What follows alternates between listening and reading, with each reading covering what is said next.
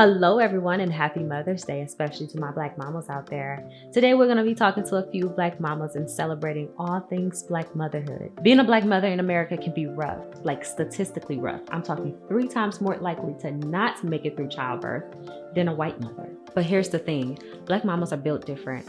They're fierce, they're strong, and they love harder than anyone else. They fight for their health and for their babies. So for Mother's Day, we're going to chat with some incredible Black mothers about their journey through motherhood and maternity health. Meet Irvin. After navigating challenges to conceive, she found herself homeless at 5 months pregnant. Okay, so I want to start off with how many kids do you have? I have one. You have one? Yes. Tell me about your little one. My one, his name is Zaire. I love him to death. He is a character. He is charismatic. Sometimes he takes me through the ringer when we have his little fallout, fussy days. But I had him when I was 39. And so I wasn't supposed to be able to have any children. So the fact that he came was really like unplanned for. Funny thing was I actually got pregnant right before him, and then I had a miscarriage on August 1st. And then 2 months later, I found out I was pregnant again. So the fact that I had the miscarriage before him, it was just like, you couldn't have kids. Like, God, why would you do that? Like, I'm not supposed to have kids, and then you finally give me the opportunity to be pregnant, and then it ends in a miscarriage. Like, I think I was so broken because I was like 2 days before my birthday. My birthday is August 3rd. And so I had went through just this period, like I didn't celebrate my birthday, of course, because that 2 days before my birthday is like, what for? So I kind of like really withdrew because I was just like, why? Like, why even, give me that? And then, you go through this mental thing of, maybe I don't deserve to be a mom. Maybe God, what, if there's something in me that I don't deserve to be a mom, like, show me what it is. Because I love kids. Yeah. And literally like 2 months later, I found out I was pregnant again. And that process was its own mental process because it didn't really allow me to attach to him the way like most people experience like the pregnancy joys. Yeah. Because I spent almost until I was about, I want to say the better part of 7 months of the pregnancy, 7.5 months, like wondering if, and I'm going to say it, because that's just where my mind was at that time. I'm wondering if it would stay. Oh. So I couldn't really like latch on, or he was like, oh, you excited? You happy? And I'm just like, I would never ask a pregnant woman that, only because of where I was at the time. Like, I'm not asking people if they're happy, because you don't know how that person is, emotionally, mentally, physically. And I just wasn't physically in a place to be happy because it wasn't, at the time, it wasn't a joy that I feel I could hold because the previous, time I got pregnant, it didn't stay. So this one, I just, and I was like, I just was talking to my son in my stomach. And I was like, if you decide to stay, it was one of those things like, if you decide to stay, hey, I hope you stay. So every little pain I had, I was like, maybe this is you going now. But then, sure enough, every appointment I had, I'm like listening to the heartbeat. I'm like, okay, I'm like, maybe you're going to decide to stay, but if you do decide to stay, I would love to be your mom. So it really took me almost until I was about that 7.5, 8 months to realize, oh, I'm really going to have a baby. Like, he really is deciding to stay. So the attachment to the baby, it didn't come like super easy. It felt like what word am I searching for? After I had him, it was just a lot of me staring at him. But I think probably most new moms go through that experience too, just staring at their baby. But it was just like looking at him, trying to figure out like you belong to me. Like, I can keep you, I can have you, I can hold you. Like, you're gonna stay. Like, So I think it was an accomplishment. Every day was an accomplishment because I'm like, okay, you're alive. Okay, you're alive. Oh, okay, you're alive. Like, okay, you're alive. Okay, So that was a process. That was a process for me. Wow. Because I had him on August 5th, literally the next year. So think of just how ironic that is. I lose the baby August 1st, August 5th the next year I have my son. Yeah. And that was a few days after your birthday, August 5th. So 2 days after my birthday, had a baby. Was a year before, 2 days before my birthday, miscarriage. So wow. Yeah.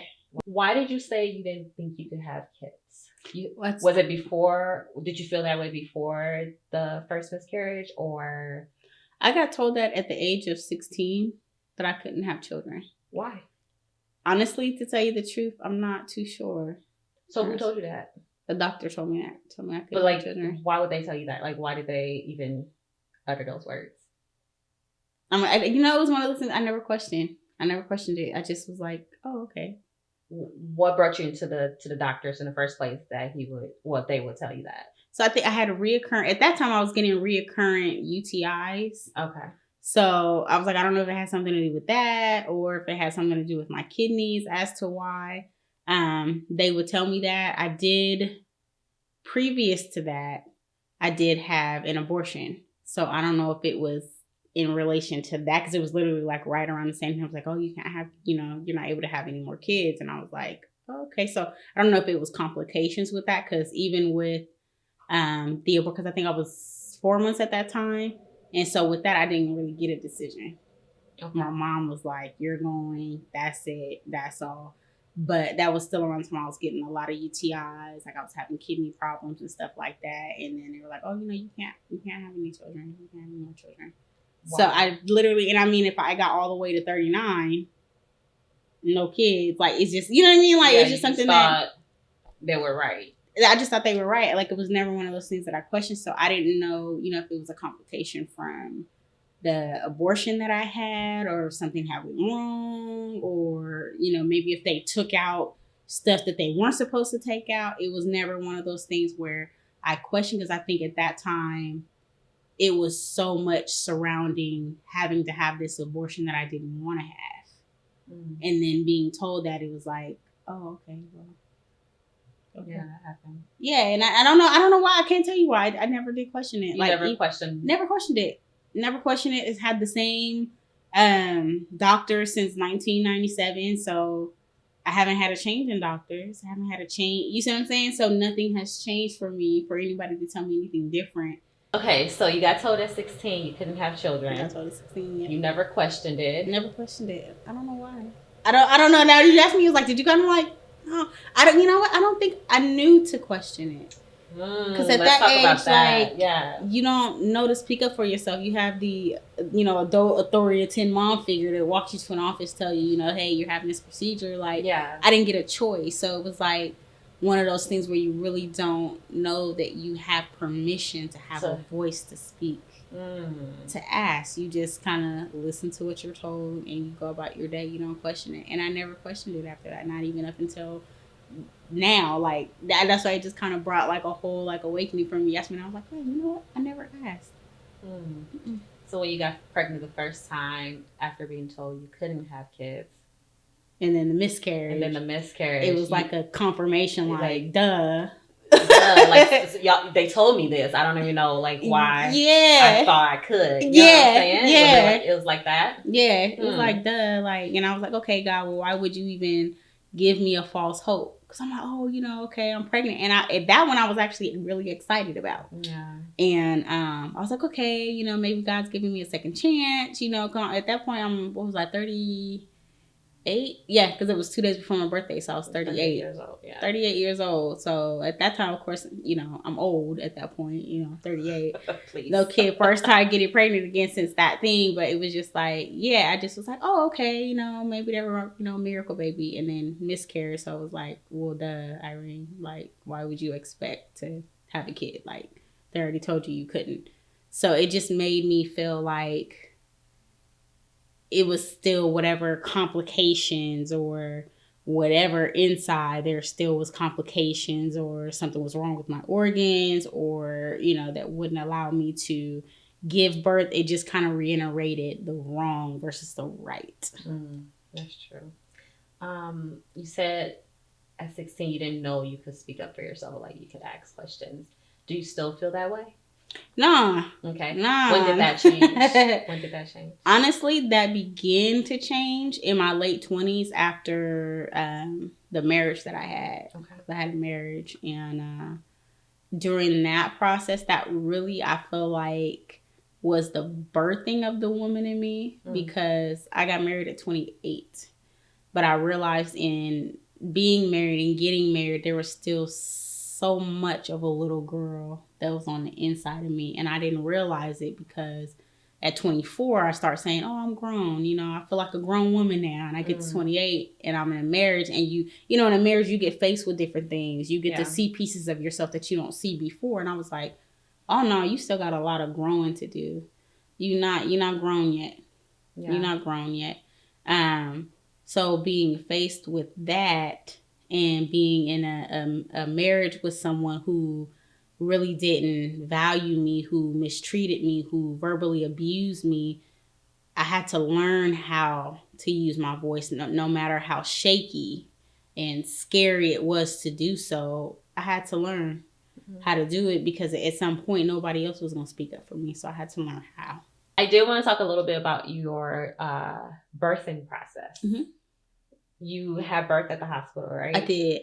Talk to me. Talk to me about the moment your water broke to the moment he came out. Girl, let me tell you right now. So I was praying. I was like, Lord, whatever you do, right? Because I'm not into horoscopes all that deep or anything. But I was like, whatever you do, make him a Leo. I don't care what you do. I'm a Leo, right? I'm a Leo. And I like me. So I like me. I like my personality. Because, you know, you hear parents have kids that they just do not get along with. They just cannot stand there, just polar opposites. So I was like, I didn't want that for me and my baby. So when I learned about his due date, they gave me like 5 different ones. But one was like July 31st or July 29th, July 25th. I said, whatever you do, just make him a Leo. Like, that's it. So my birthday came and went, and I'm like, oh, okay, no birthday twin. And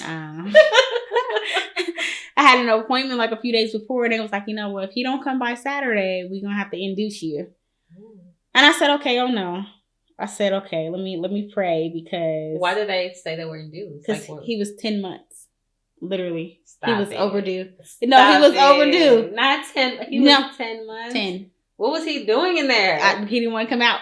He did not want to come out. So Saturday, he would have been literally 10 months to the T.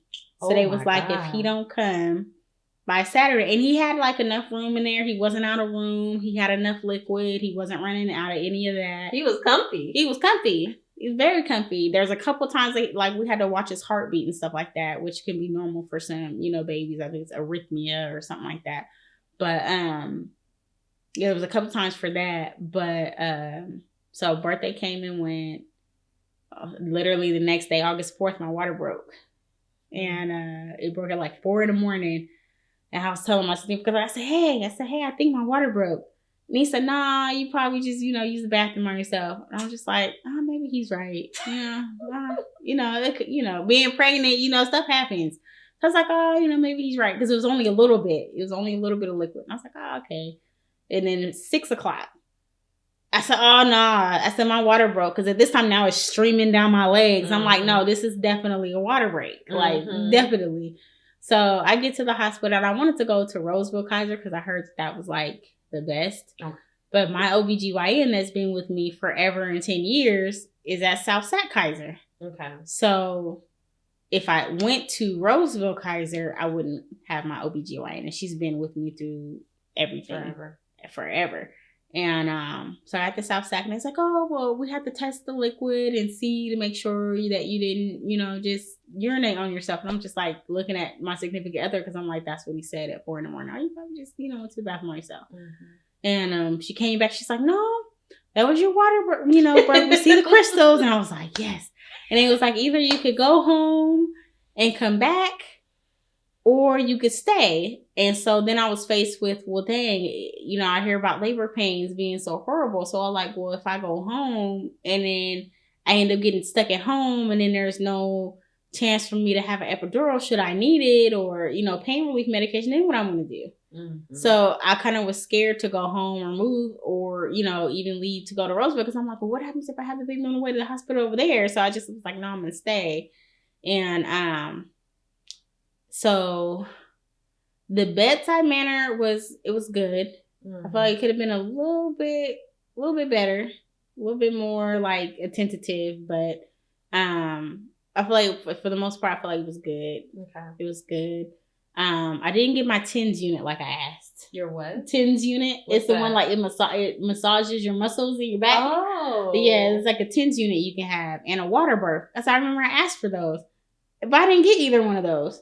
Okay. I didn't notice it till like later, and I was like, I didn't get my water because I really wanted a water birth. Okay. But they told me you could stay in the water up until you give birth. But I didn't. I just remember I was like, I didn't get that. I didn't get the water. Get in the water. No, I was like, I was there. My water broke at 6 something. I showed up at the hospital around 8:30, and I didn't have them until the next day, August 5th at 3:22 in the morning. Oh, you was in labor for a long 24 time. Hours. Yeah, long time. Long enough for I could have gotten the water. Okay. I could have gotten the water at some extent, but I didn't get the water. Yeah. I didn't get my TENS unit. The TENS unit was supposed to like massage your muscles to make it easier because I wanted to have a natural birth. And also wanted to do a lotus birth, which is to keep the placenta attached. Okay. However, I didn't know I was supposed to show up with the kit for the placenta to stay attached. Nobody told you? No. Nobody told me. I was like, oh no, I don't have a kit. They was like, well, we don't have anything because we can't just let you walk around with placenta in your hand. And I'm like, okay. So they did a delayed clamping for like 2 minutes. Okay. But I still got to walk out of the hospital with the placenta, but it was in a container. But yeah, so I think I got to 4 centimeters by myself without no help. With no epidural. No epidural. And then I got one of them pains. And I said, where's the stuff? Where is the stuff? I need it. It's such a sharp pain. But it's like if nobody is there to walk you through going through those pains or telling you, okay, maybe sit, just breathe. Like I didn't have like a birthing coach in the room, which I think which would have really been helpful to say, hey, I know you said you want to have natural. Okay, we'll just breathe. Let's coach you through. Like, let's encourage you to go natural. It was just like, oh, okay, you ready? I thought you said you was going natural. Oh, okay. Well, let me go get the thing. And then the epiduralist, this was the part where I would say it had to be the most horrific. Mm-hmm. And why they do this, I have no idea. But I had 2 epidurals. So the first one I had did not work. Okay. But you want me in labor to be hunched over, I'm pregnant, and during a contraction, you want to do an epidural shot. You can't wait until it stops. Yeah. Like that was the process for me that was horrific because I'm in pain, but you expect me to be so still and hunched over. Yeah. I'm in pain down here, and you want me to bend over on the thing I'm in so much pain with to give me like you couldn't wait. And he was like, no, I can't wait.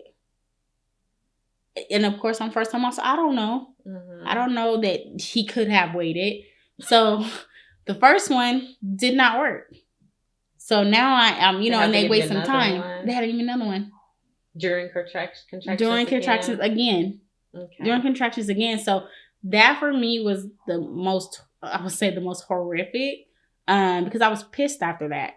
I remember I was so pissed. And I know that's not a place that you're supposed to be in, but there was like no understanding in that moment. Like, hey, you see she's in labor, give her a moment, wait till the contractions stop, because they weren't back to back yet. Okay. They were like here, super sharp, super painful. It's like somebody stabbing you with a knife. Like that's what it feels like. And you want me to bend over in that pain. And so had an epidural, had 2. I finally kicked in. That was lovely. When it kicked in, you was like, "Oh, this is so silly." I said, "Why did what was like natural? Who natural? Who natural? Or natural? Why? Why? Like who does that? Natural? Whose idea is that? Right? That's hilarious. Yeah, I'm serious because you got to look at the list because they have like 5 or 6 different things that you could take. Yeah. But the TENS unit. was the first like non-medicated thing. So I'm wondering like, why was I not offered that? If you have me fill out a birthing plan for what I want, why is my birthing plan not honored or offered? Or I'm in labor, like I'm not gonna remember. So the birthing plan y'all made, it was just out the window. It was just out the window because I never got a TENS unit. You didn't say, okay, you're in pain. I know you said you wanted to go natural. Remember, you said you wanted the TENS unit. Do you still want that? You know what I mean? Something like that. Yeah. No, nothing at all. None of that. And they just did what they wanted to do. Yeah, and I was like, why do y'all have us fill out a birthing plan, but you don't follow it? Like you don't help us follow it. Like who's to say we're even gonna remember that I'm in pain? I'm not remembering that. Oh yeah, I did say I wanted that TENS unit. Now I've already got the epidural. So you mentioned that you became homeless at 5 months pregnant. Let's talk about that. It was scary. You know, you try to remain calm because you don't want to be, stressed out. But it was one of those times where everyone in the house had to find somewhere to be. And so, like, having help moving stuff out, like, I had a little bit of help from my significant other who came and helped with some of the stuff. My brother probably came a half of one of those days and helped. But outside of that, all the other stuff, like I had to move. So some stuff just got set out on the curb because I'm like, there's no way I can lift up half this stuff that I want to. So that process was scary because then it's like, okay, you worry about, okay, now where's my food going to come from? Now, at that point, I had hair clients. Where am I going to bring my hair clients to? How am I going to have money? How am I going to be able to feed myself? Like, at that point, you worry about being hungry because, being pregnant, you get hungry. You want to feed yourself. So it brought challenges that way because now I don't have anywhere to lay my head. I'm sleeping in my car. I'm sleeping at my best friend's house. And that was probably, that one, I think for about 4 or 5 months, I think. That was about 4 or 5 months. And then my sister found a place. So then I was able to stay 2 nights a week with her. The other nights, I was in my car until they repoed my car.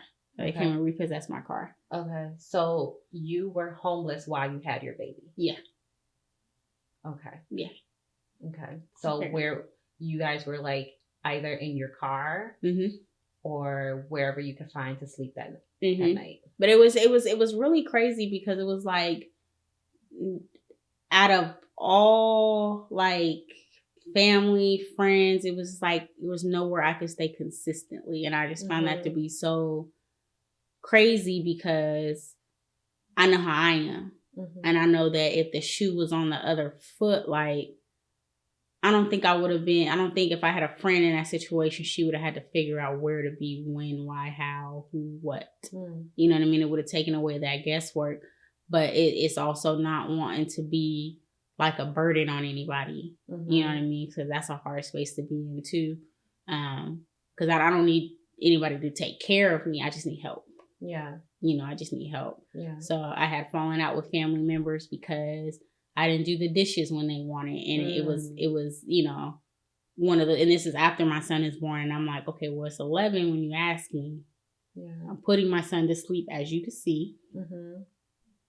So, of course, I'm tired, so I fall asleep with him. But if I wake up at 1 something in the morning and you've done the dishes that you asked me to do, you didn't give me the opportunity to do it. And now you're upset. And I'm like, you didn't even give me the opportunity to do it. But it'd be like little stuff like that. Like falling out with different family members over little stuff. And so it got to the point where now after my car was repossessed, I found solace at my significant other's mom's house for a little while. And she let me stay. So that was more of a consistency because I got to stay there at least for 5 or 6 months. 5 or 6 months. And that was towards the, baby was born. I had to figure out the time. Baby was born. So I was able to have somewhere to bring my baby to, which was great. And then car's already evicted. His brother gives him a truck. So when that ends with mom, because his mom ended up getting evicted out of her space. So now I'm like, well, dang, my baby at this time is now 8 months, 9 months, maybe 10, 8 or 9. I think, no, he's about 8 or 9 months. So now it's a whole nother situation. Whole nother situation. Because I'm like, okay, I got this baby. We're outside. It's cold. Irregardless of the fact that there's 4 or 5 comforters in the car and I'm putting it over the head, like, you can only do so much. Yeah. You can only do so much. You can only be so warm. You can only leave the car running for so long before you run out of gas. So it was just such an ugly situation because you stop even wanting to stay with people because of the treatment that you get from people. And I'm just like, I've never treated people the way that I was treated when I was homeless. And I don't think I'd ever treat people that way. While pregnant and homeless, what was your medical care? Well, I had Medi-Cal. You had Medi-Cal. I had Medi-Cal. So from the last job that I had before I started my entrepreneurship journey, I had got on Medi-Cal, not too soon after. So I still had medical coverage the entire time. Cool. So once baby was here, all I had to do really was add him to my Medi-Cal. So that part never lacked. I went to every appointment. I went to birthing classes. Like, I went to everything that I could get my hands on because I did want to be well prepared for when the baby came. And they checked on me. They did wellness checks. And when they were doing wellness checks, they would ask me, where are you at? And I'm like, at that time I was like, right now I'm outside in the truck, And that definitely, that's scary to even be vulnerable enough to tell somebody that, because now you're fearing, like, okay, are they gonna come take my baby? Yeah. Because I don't have a roof to put him in, and he's a newborn. Like, that's like almost putting him in a level of danger, but that I can't change. Yeah, it's scary because you're like trying to disclose, to ask for help in some way, but then you also fear that because they will do that. You see what I'm saying? They will call you an unfit parent because of that. So there was that fear there too. Yeah, it was a fear because I'm just like, dang, I really just told this lady like my situation, and so I'm just like waiting for them to come like hunt me down. Like, they're gonna come find me, they're gonna put me, away, they're gonna take my baby. Because then it's like, okay, it's not that I can't provide for him, but I can't provide for him like house-wise or warmth or, those kind of things. What advice would you give to any mother? My advice definitely is just learn to sit in their world. Stop what you're doing and just learn to sit in their world. So if in their world they're crying at the moment, just be in the moment with them, be present in the moment with them, breathe. It's okay. You may not know what to do to stop the crying baby, but figure out what you can. And you're like, okay, this works. This don't work. Okay, none of this works. Okay, we just gonna cry right now. We're gonna sit there and cry together. We're just gonna sit there and cry together right now. You know what I mean? I think that for me was huge. Oh, thank you so much for talking to me. I really enjoyed getting to know you and your stories. I appreciate it. Thank you. I thank you for having me. It's definitely been a joy. Definitely been a pleasure. Being able to be here and even just speak with you and have just candid conversation and laughs and joy and memories. And so I really enjoy it. Thank you.